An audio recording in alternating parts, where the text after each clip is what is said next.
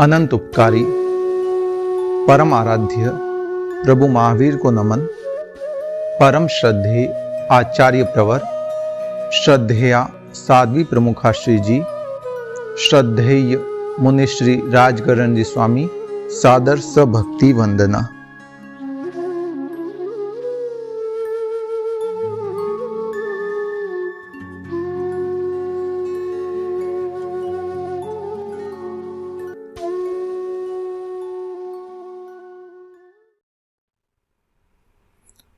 जय जिनेन्द्र। अप्पा कत्ता विकत्ताय दुहाणय सुहाणय, अप्पा मित्त ममित्तम च दुपट्ठिय सुपट्ठियो। पहले ये बता दूं कि कई जो लोग हैं अर्हत वंदना करते हैं उस समय एक अशुद्धि कर लेते हैं। वे बोलते हैं अप्पा मित्तम मित्तम च, ये अशुद्ध हैं। शब्द हैं अप्पा मित्त ममित्तम च, दोनों अलग अलग बोलना है, त पर जोर देना है, मित्तम नहीं है। मित्त ममित्तम च, यह शुद्ध है। आत्मा अप्पा कत्ता विकत्ताय, आत्मा ही करता है, विकर्ता है। दुहाणय सुहाणय, दुख की और सुख की। अप्पा मित्त ममित्तम च दुपट्ठियो सुपट्ठियो। आत्मा ही मित्र है सुकृत करने वाली, और आत्मा ही शत्रु है दुष्कृत करने वाली। कई लोग ये ब्लेम करते रहते हैं, अच्छा होता है तो मैंने किया, मेरा सारा मेहनत है इसमें।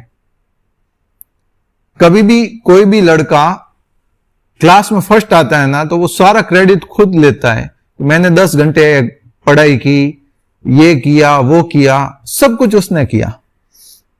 कभी टीचर को या ट्यूशन टीचर को क्रेडिट नहीं देता है, सारा उसने किया। और अगर कोइंसिडेंस फेल हो जाए या नंबर कम आए तो क्या कहेगा कि ट्यूशन टीचर ने अच्छे से नहीं पढ़ाया, या स्कूल में पढ़ाई अच्छे से नहीं करवाई, मेरा ये अमुक क्लास जो टीचर था इस सब्जेक्ट का उसने अच्छे से नहीं पढ़ाया।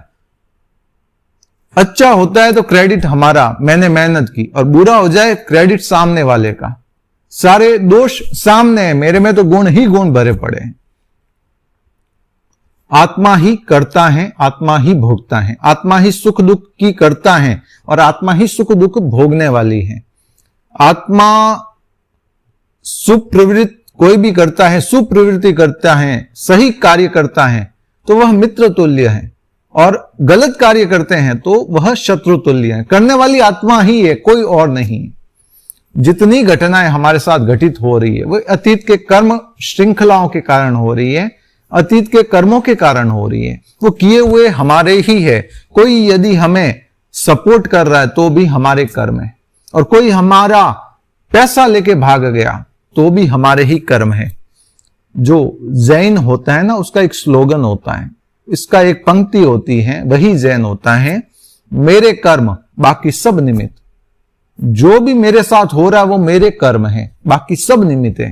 कोई कहता है कि अमुक व्यक्ति ने मेरे साथ गलत किया, अमुक की नीयत खराब हो गई, नहीं, मेरे कर्मों का यह सारा क्रिया प्रक्रिया है, क्रिया प्रतिक्रिया है, इसलिए मुझे ही भोगनी पड़ेगी।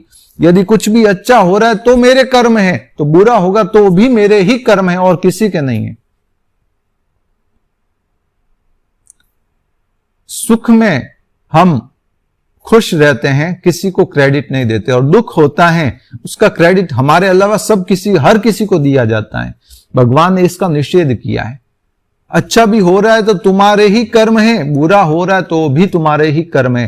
तुम्हारी अच्छी करनी तुम्हारी मित्र के समान है, तुम्हारी बुरी करनी तुम्हारे शत्रु के समान है। तुम अगर गलत किसी के साथ करो, किसी ने किसी का अपहरण कर दिया और पकड़ा गया तो जेल होगी या नहीं होगी?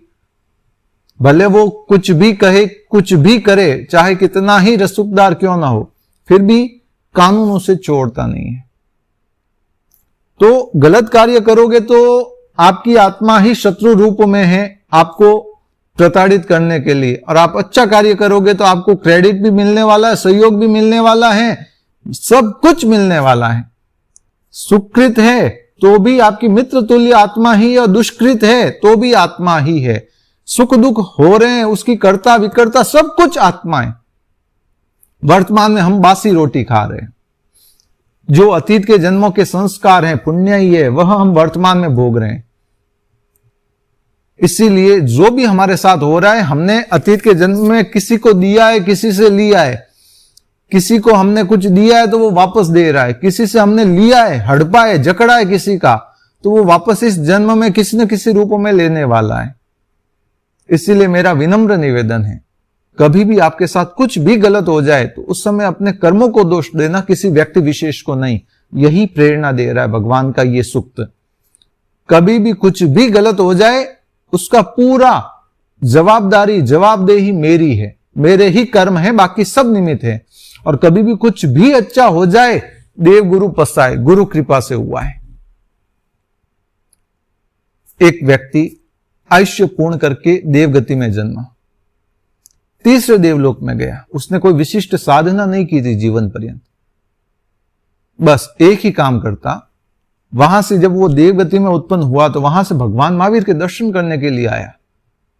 जब वो दर्शन करने आया, गौतम स्वामी ने उस देव को देखा, उसकी चमक, इंद्र की भी चमक उसके सामने फीकी हो। एक सामान्य देव, जबकि उसकी जो चेहरे की चमक है, आभा मंडल है, आभा वलय है, तेजस्विता है, ओजस्विता है, वह इंद्र की भी नहीं होती इतनी उस देव की।